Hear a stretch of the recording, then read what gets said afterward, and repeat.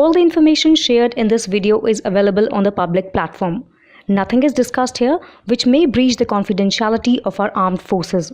Defense Detective respects our defense forces and works only on the information that is available for public use. After being defeated in Ladakh, the Chinese army has changed its strategy. Indian army is present there, but if China has the biggest problem, then it is from SFF, i.e. Special Frontier Force. This secret army of India has always been heavy on the Chinese. The biggest strength of this army is the Tibetan youth who are running away from Chinese oppression and taking refuge in India. To counter this, China has started forcibly including Tibetan people in its armed forces. Recently, a Tibetan woman became the first to fly a fighter jet in the Chinese People's Liberation Army Air Force, PLAF.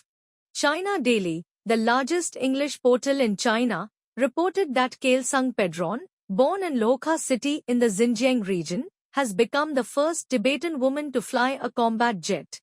She cleared her solo test flight to fulfill her dreams of becoming a combat pilot. According to the report, the 23-year-old was studying at the Beijing Tibet Middle School in 2017 when she dreamt of becoming the first Tibetan woman to achieve the feat. Kelsang Pedron was saying that becoming an Air Force aviator is glorious, and I wanted to try so that I could safeguard the motherland's blue skies. But flying appeared to be a distant dream for me, an ordinary girl, at that time. In August 2019, Kelsang Pedron reported at the Air Force Aviation University, becoming the first ever Tibetan woman to start learning combat aircraft operation.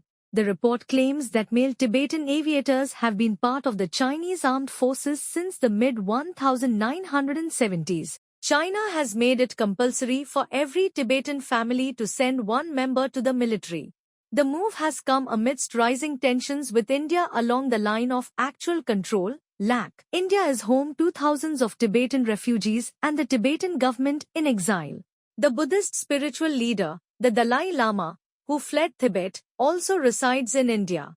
After undergoing a loyalty test that includes learning the mainland Chinese language and accepting the supremacy of the Chinese Communist Party, CCP, over any other belief, Tibetan youths are allowed to join the forces. This is one of the ways to quell the Tibetan rebellion.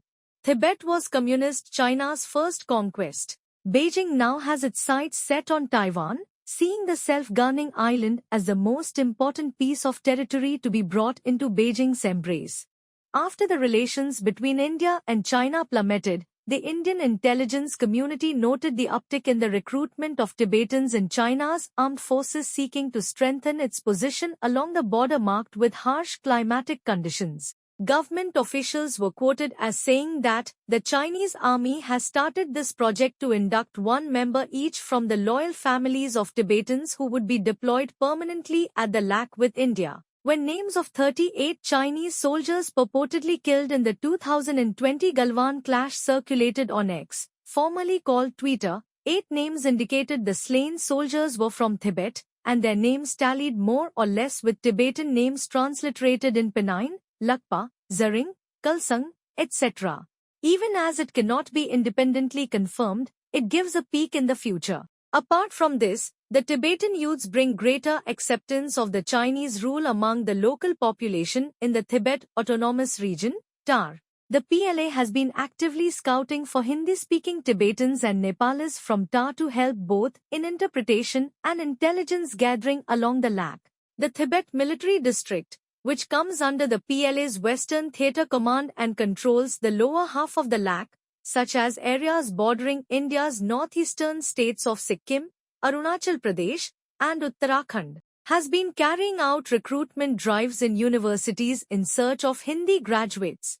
Statistics suggest there are 7,000 active Tibetan military personnel in the PLA, of which around 1,000 Tibetans, including about 100 females, enrolled in special Tibetan army units. PLA takes a leaf out of Indian Army's playbook. The major push for drafting Tibetans into the People's Liberation Army began at the start of 2021 after China was caught off guard by the performance of the Indian Special Frontier Force comprising Tibetans in exile. Reports indicated that the Indian Army's regular troops, along with the Tibetan Special Frontier Force of the Cabinet Secretariat, played a pivotal role in missions against the Chinese army on the southern bank of Pangong Tso Lake in Ladakh in 2020.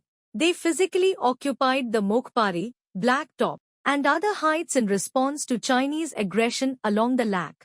India's Special Frontier Force. The Special Frontier Force, SFF, is an Indian Special Forces unit composed primarily of Tibetan refugees.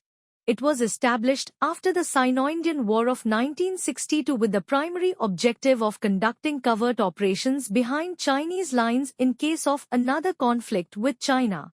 These soldiers undergo specialized training and safeguard India's security through covert missions. Throughout its history, the SFF has participated in major external wars, including the Bangladesh Liberation War and the Kargil War. The SFF operates in border regions, including operations against China, including the clashes between the two forces in 2020 and 2021. Based in Chakrata, Uttarakhand, the SFF is directly supervised by the Intelligence Bureau, IB, and later the Research and Analysis Wing, RAW, India's external intelligence agency. Although not part of the Indian Army, it functions under its operational control with its own rank structure, charter, and training infrastructure. The Inspector General of SFF, selected from the Indian Army's Major General rank, reports directly to the Prime Minister's office.